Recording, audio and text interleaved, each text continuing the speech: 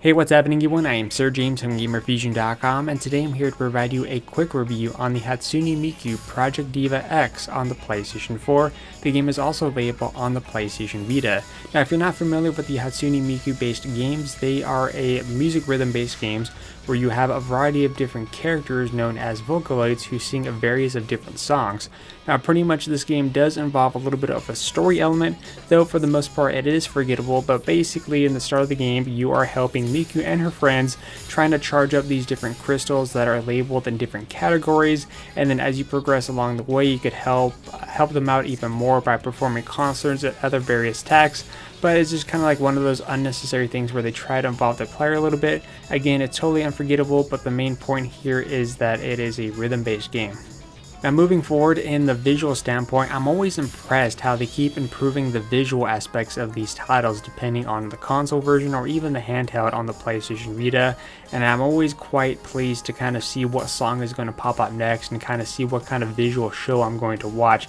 However, sometimes it's really hard to kind of focus on what is happening on screen because at the same time you are trying to match the notes as well, because you don't want to fail the song and start it over, especially if you've been playing on a higher difficulty level. But the visual standpoint of the title is really impressive, whether it be the console or handheld. Now, going over the gameplay isn't too complicated. If you've been playing the Hatsune Miku title since day one, then pretty much you already know what to expect. However, if you are a new player in regards to this, if you've ever played games like Dance Dance Revolution, it's kind of like that, except you're not using a dance mat. Instead, you are just matching the key components that are presented on screen based on the buttons on the controller. Now, of course, in the game you have a lot of different customization involving with a variety of different characters that you can mess around with, and since this whole concept of the game involves these cloud sections that you got to deal with, basically they are divided into different categories. Like, for example, you have a category that's presented in cool, elegant. You also have another one in terms of quirky, classic, and of course you also have cute as well. And basically every time you click on one of these elements, you have a variety of songs that you have to deal with. It's about 5 songs, and if you happen to complete that, you also unlock one additional song. And basically, depending on which one you select in the main story mode, it kind of tells you, hey, listen, you need to complete this phase first before you can move on to another category.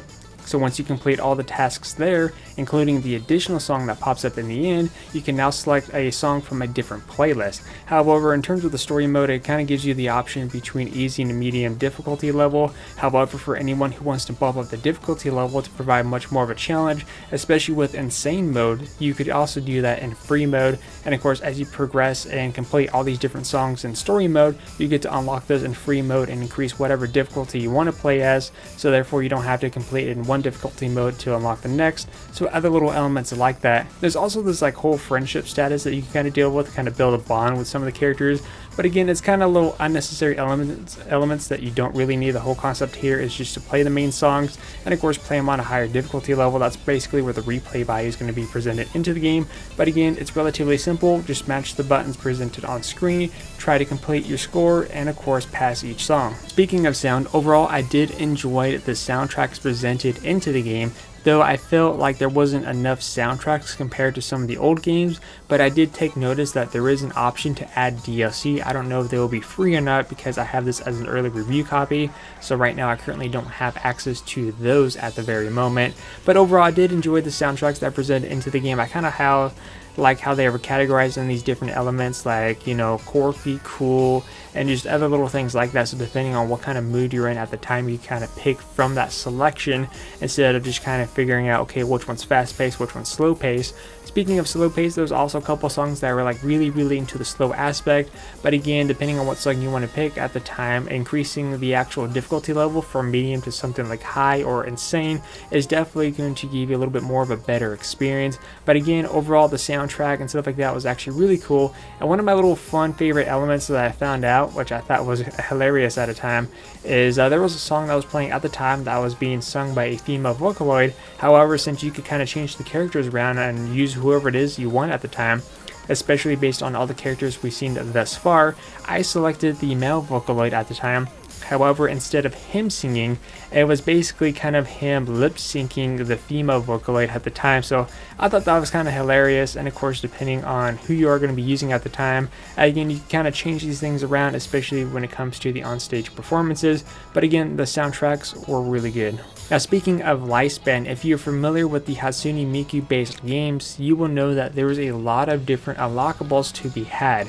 As you progress and complete songs, you can unlock different things in terms of character customization, such as accessories, wallpapers, skins, decorations, all these little elements that keep adding the more and more you keep replaying the game over and over again.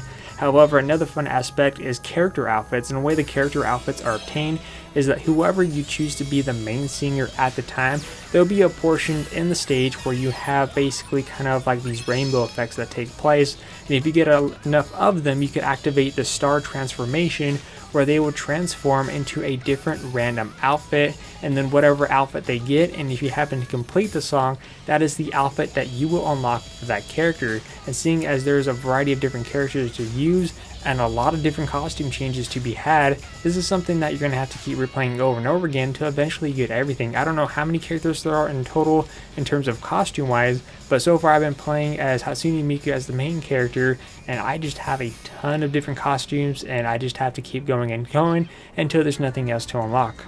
Now, as for the innovation, there's really not much of a big innovation that you can do in terms of a rhythm-based game. I know they tried to incorporate some type of story element, but again, it was basically really unnecessary. I kind of get that they're trying to involve players in different ways, but overall, I just felt like it didn't work out quite well. It basically was to the point where I was just kind of skipping any and all dialogue that was presented into the game, no matter what was happening on screen. Now, as for the songs themselves, I did feel like the base game just by itself felt like, just in my opinion, it didn't have a lot of songs, or it felt like it had less songs compared to some of the previous titles that I played in the past. But again, there is the inclusion of DLC, so whether or not we could add some of those songs into this one, I'm going to have to wait and see until it's available on the PlayStation Store to kind of get that idea.